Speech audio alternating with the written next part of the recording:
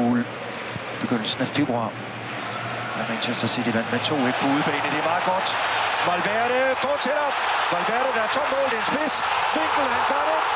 1-0 til Real Madrid. Kommer ud af det rene skære. Den der. Og man tænker, bliver den for langt? Det er det, der gør helt forskellen. Det er hans første. Heller ikke den her. Og det er heller ikke nemt at sparke den ind derfra. Nej, det er det ikke. Spidsvinkel.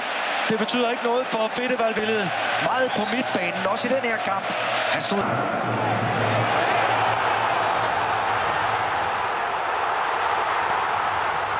Hjælper ham til at løbe dybt. Vinicius Junior møder siden.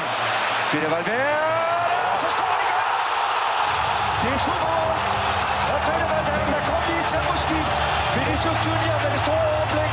Spiller med ydersiden. Jeg lige sidder og debatterer det her med, at han har spillet en del som højre bak. Den her tager han ind, og så i næste. Federico Valverde. Vi har været inde på det her.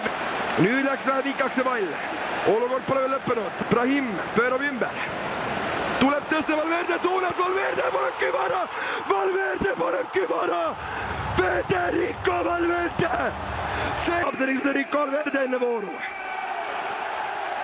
Oi, kuidas siit liigasse Markehi. Federico Valverde viib Reali 3-0. Seda Ancelotti tegema ei pidanud.